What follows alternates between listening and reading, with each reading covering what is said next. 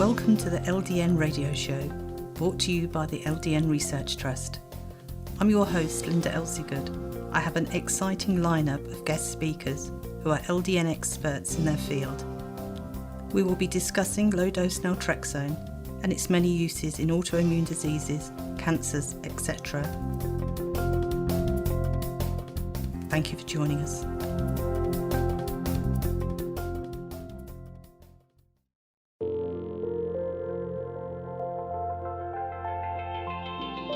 This show is sponsored by Dixon's Chemist, who are the experts in LDN and associated treatments in the UK. Dixon's Chemist are the most cost-effective for LDN in all forms within the UK and Europe, maintaining safety standards far in excess of what is required. Why would you choose to get your LDN from anywhere else?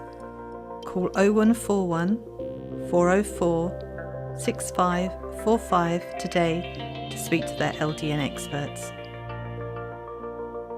I'd like to welcome my guest today, pharmacist Cheri Garvin, who is the president and CEO of the Compounding Centre located in Leesburg, Virginia.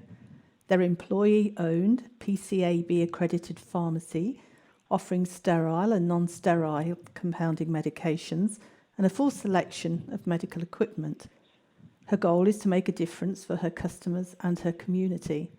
Thank you for joining us today, Cheri.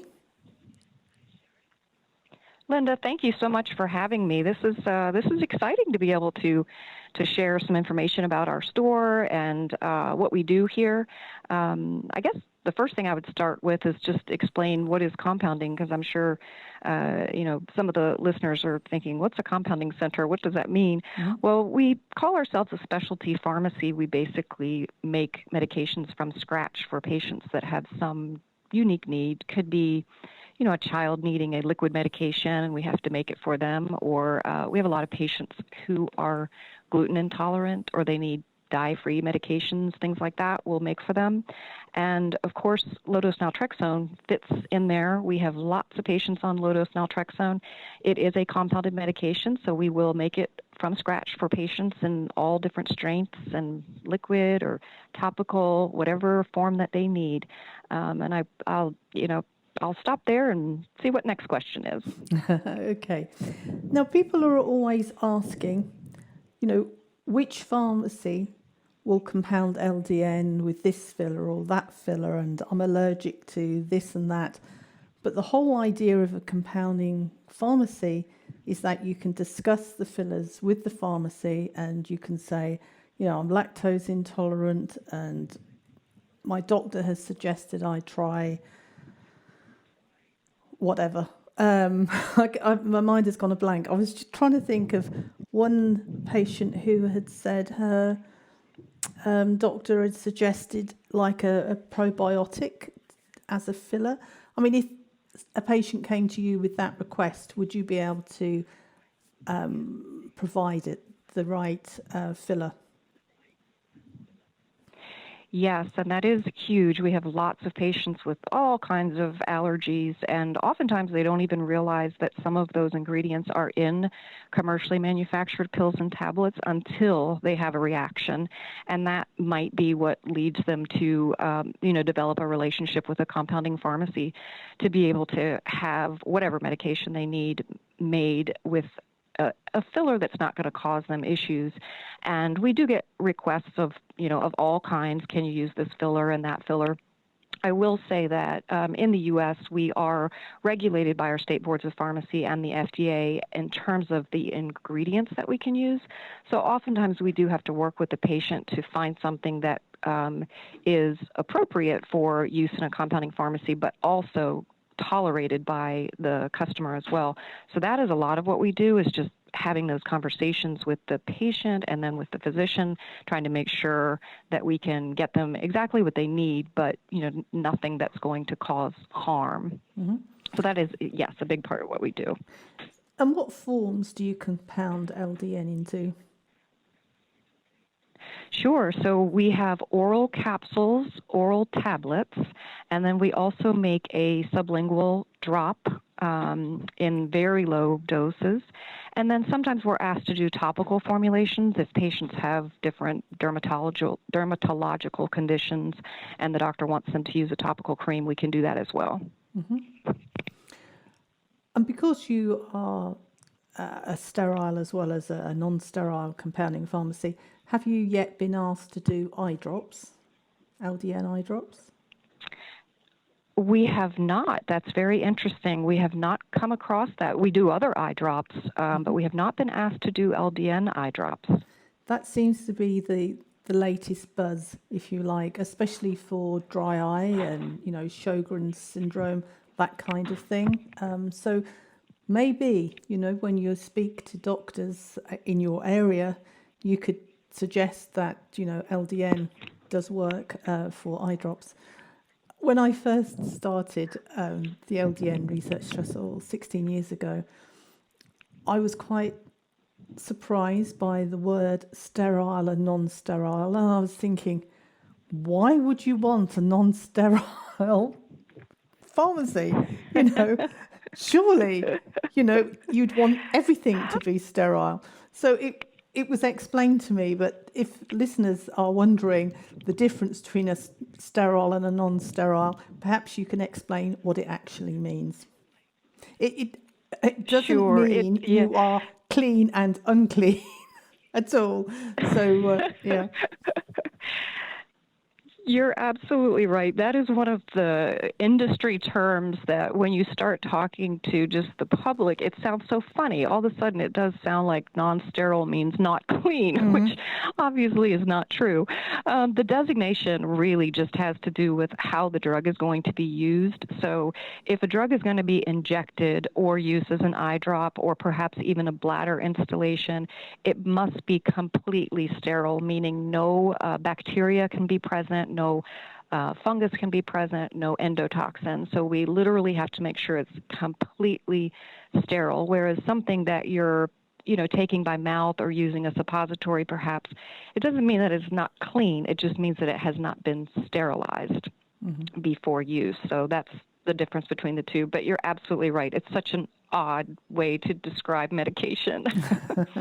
And as I was reading it out, it's completely normal now with all the doctors and compounding pharmacists that I speak to say sterile and non-sterile. But if that's a term that you haven't heard before, it just needed explaining.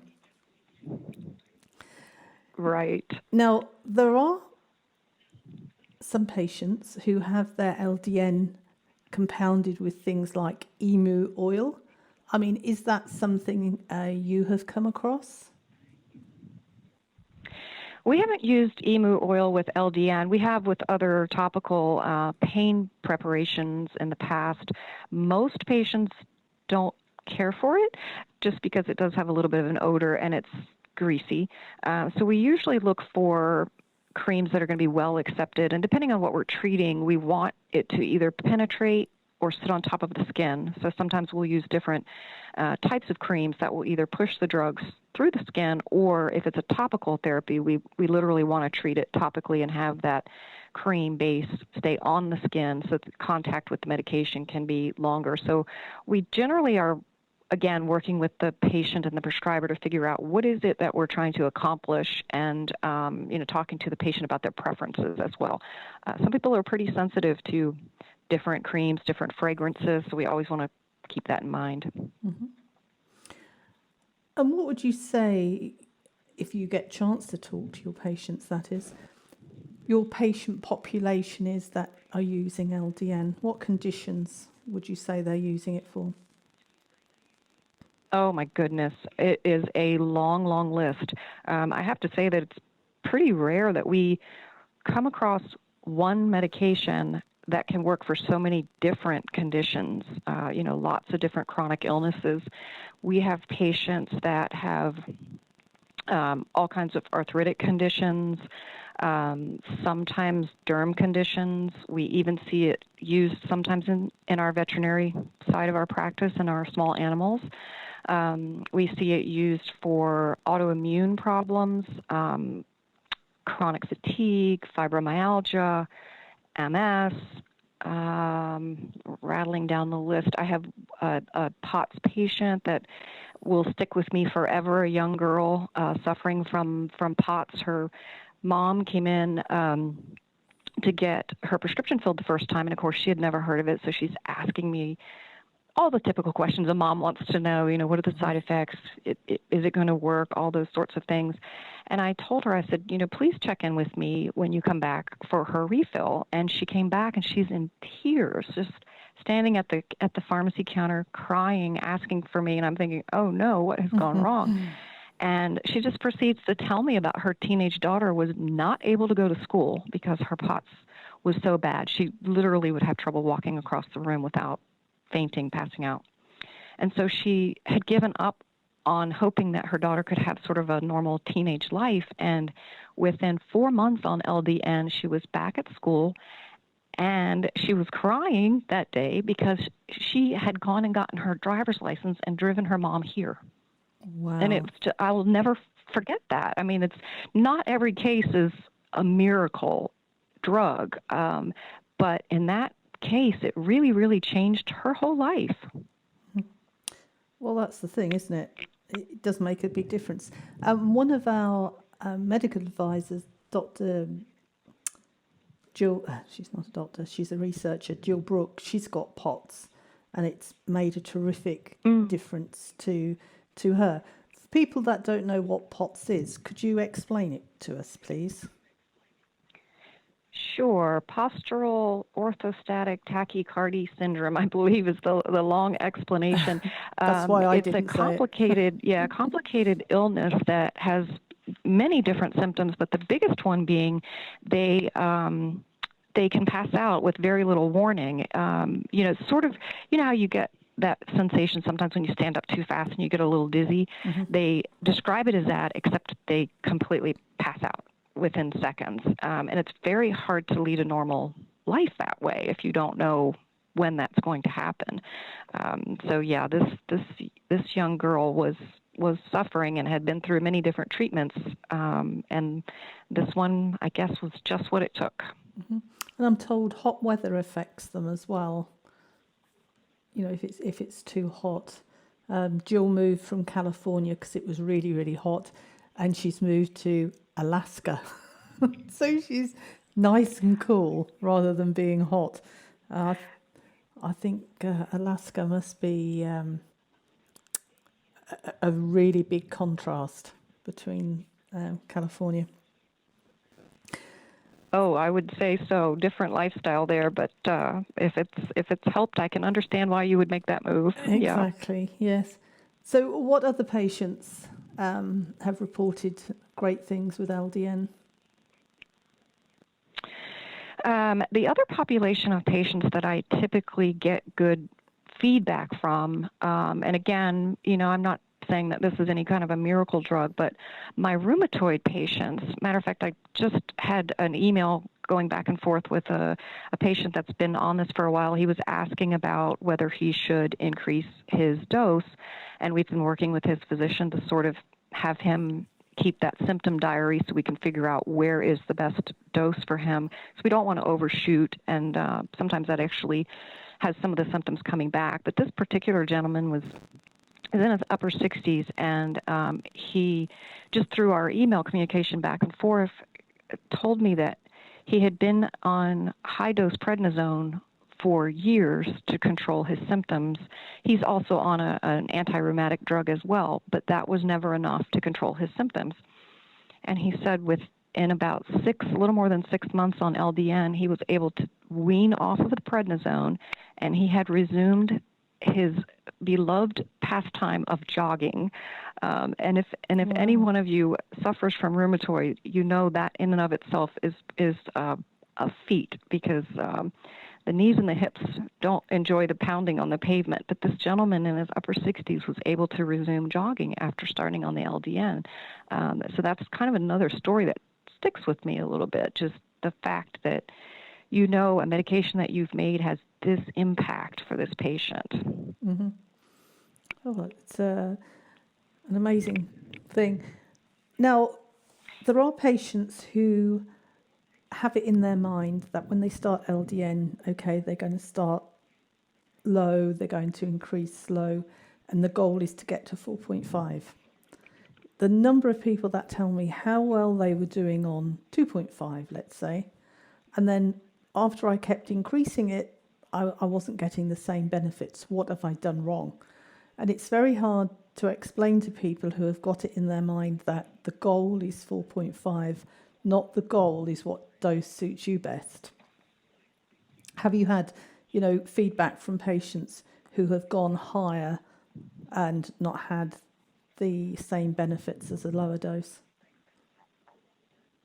Yes, we do. And that is one of the reasons why we always try to ask them to kind of keep I call it a symptom diary, but really it's just a way to jot down each day how you're feeling, and especially paying attention anytime you make a dose change, because I think you're right. Well, also, I think there's this thought process that if a little bit works, a lot must be better, right? That whole, I think just human nature is that way. But it is true. We've had several patients who go from 3 to 4.5, and they'll say, I'm feeling tired all over again if we're treating fibro or chronic fatigue, or even one of the GI problems. We see a lot of patients with irritable bowel or Crohn's. They'll be honest and say, I find myself running to the bathroom again when I was not having those symptoms before.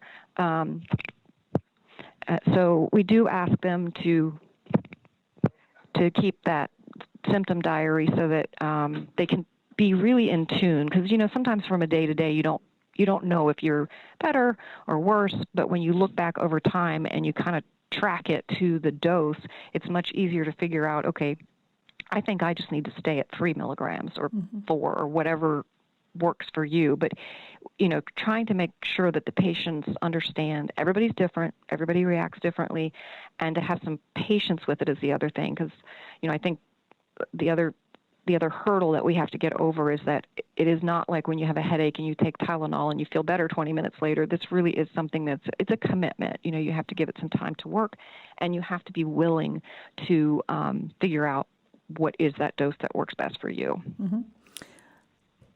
And I'll do a plug here for the LDN app. The LDN app does everything that you were saying, and it's free for patients. They can put in their mood, their exercise, their dosing of LDN, and other medications that they take, and list all their supplements, and keep a daily journal, set alarms, trackers. They can print out graphs and charts and do wonderful things with all their data, which is really helpful for keeping this journal. It's an online app and you don't have to spend ages doing it, but everybody in this day and age seems to have a smartphone, but it's also linked to a computer. You can do it on your laptop or iPad or whatever tablet you have, and they all sync. As long as you're signed in, they sync, and all you have to do every day is just go in, put in your latest information. It's job done. It's not a case of getting out a book and you're not in the right place, the book's in another room, and then you forget. It's really easy to do. So maybe you can convince your patients to use the app. Yes, it's an excellent resource because you're right. People live with their smartphones now. That's if it's something they can do right there in the palm of their hand, they're more likely to kind of keep up with it too. Exactly, and just think, when I was a child, what a smartphone can do. I mean, you always, if you went out for a day, have to carry a camera. You would have your watch on. You would have your notebook to take down notes, and everything is done in one small device. It's quite amazing, isn't it, how technology has come on? Oh, yes.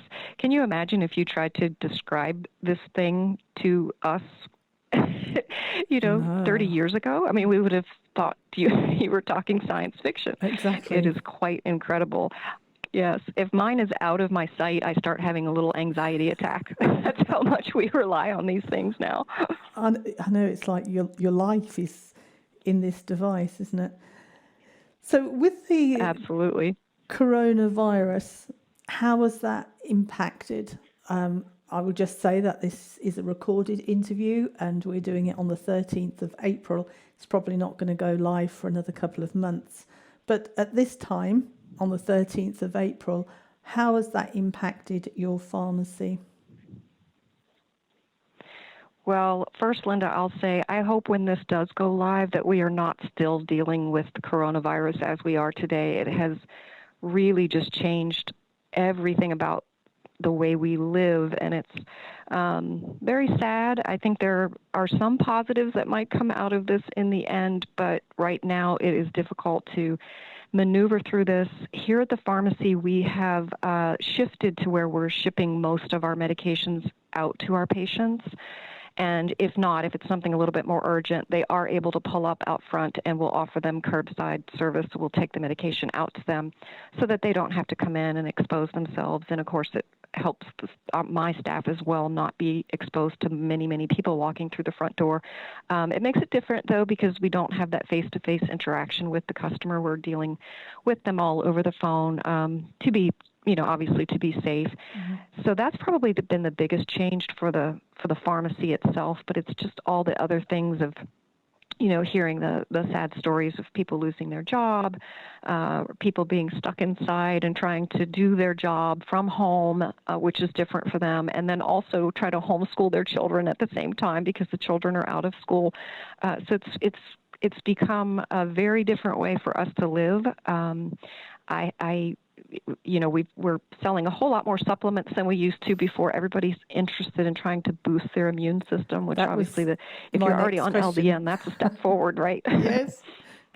That was what I was going to ask you was, the changes, and of course supplements. What supplements are you having requests for? What sort of doses are people trying to take alongside of LDN? Yeah, so we have requests for lots of different things, but it's mostly items that would boost the immune system. So people are looking for vitamin D, they're looking for vitamin C, and the vitamin C is fairly high dose, at least 1,000 milligrams or as much as they can tolerate. We have things that promote, immunity within the body. Viracid is one of the products that we sell. Daily Immune is another common one from Pure Encapsulations. That's sort of a combination product that has some of the basic vitamins in it, but then also things that would help boost your immune system at the same time. So seeing all kinds of things, but mostly patients are looking for something that will help them should they be exposed to the virus. Mm-hmm. And you said the dose of vitamin C is to what you can tolerate. How do you know whether you're tolerating the dose or not? Vitamin C gives you diarrhea if you have too much. So a lot of physicians literally will say, take it until you have diarrhea and then back the dose up a little bit. Oh, I see. Okay. So yes, elderberry, that's the other one I couldn't think of. Elderberry is very popular right now, black elderberry. Mm-hmm. So are you okay I would say medicating, but dosing on the vitamins yourself? I mean, do you have to be careful with a combination of vitamins and supplements, or can you just go gun-ho and take what you think is correct, but you haven't got any experience? We usually recommend that you would speak with your physician or a pharmacist before starting on them, because the one thing that I do see happens, and not only with vitamins, but with over-the-counter products in general, when you start buying products that have multiple ingredients in them, you may not realize that you're getting two of the same thing, for instance. So like perhaps you have a multivitamin that has vitamin A in it, and then you've heard that cod liver oil is good, or the fish oil combinations are good for immunity. So you add that on, not realizing that it also has a lot of vitamin A in it potentially. So that's where I usually see some of the problems occur, is that the patient may not realize that they're doubling up on things because they don't realize there are multiple things in the product. Vitamin C is pretty hard to overdose on, in particular just because you will get diarrhea if you take too much of it. So it's sort of self-limiting in terms of its dosing, but not all vitamins are. So we definitely recommend that you speak with someone, a nutritionist that's familiar with vitamin dosing, your pharmacist, your doctor, before you start on that therapy. And again, that mindset of if a little bit works, a lot must be better is not the case with vitamins, just like any other medication. I was talking to a nutritionist who was saying exactly the same thing as yourself. It was about,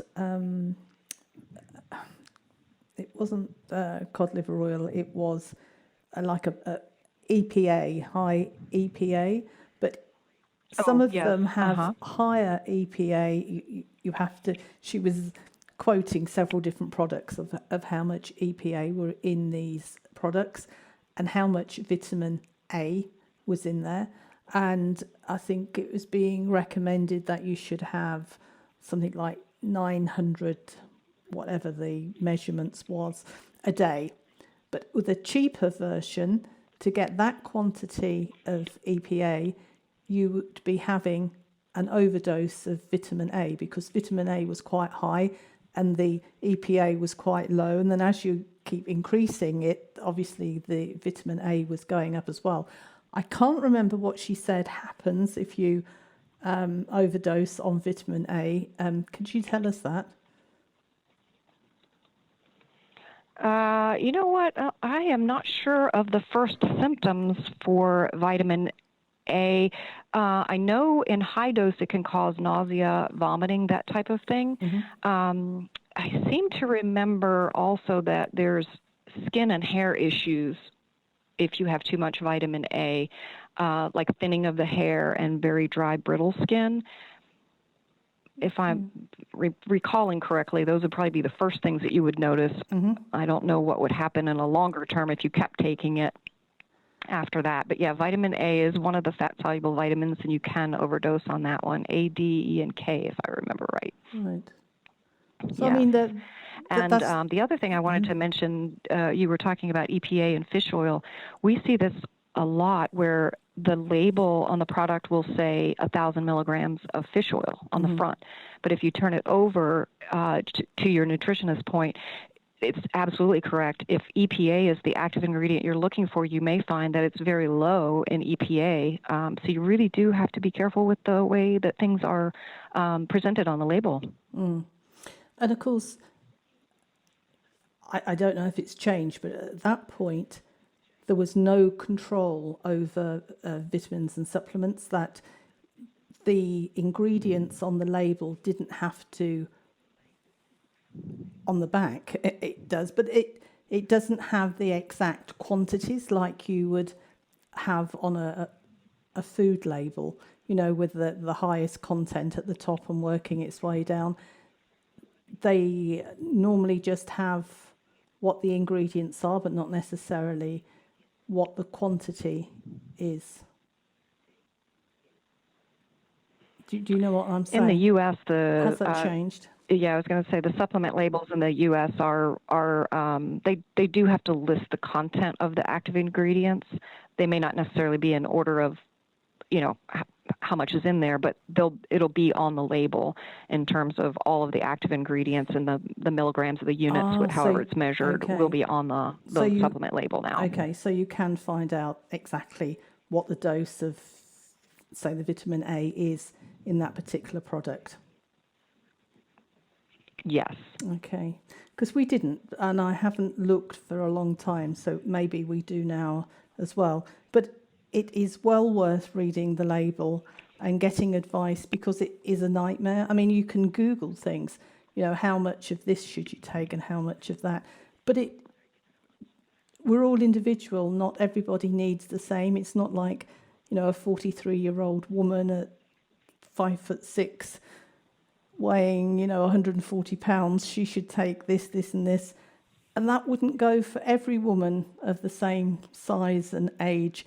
It really does depend on your condition, what your body, help me out here, Cheri, What am I trying to say? Yes, that is true.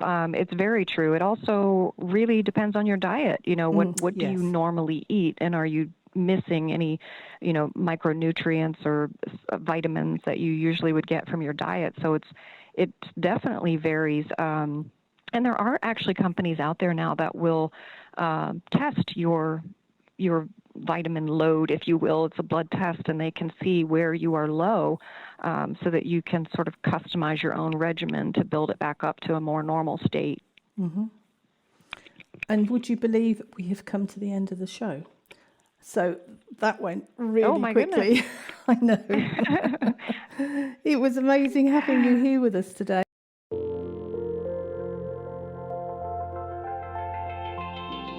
This show is sponsored by Dixon's Chemist, who are the experts in LDN and associated treatments in the UK. Dixon's Chemist are the most cost-effective for LDN in all forms within the UK and Europe, maintaining safety standards far in excess of what is required. Why would you choose to get your LDN from anywhere else? Call 0141 404 6545 today to speak to their LDN experts.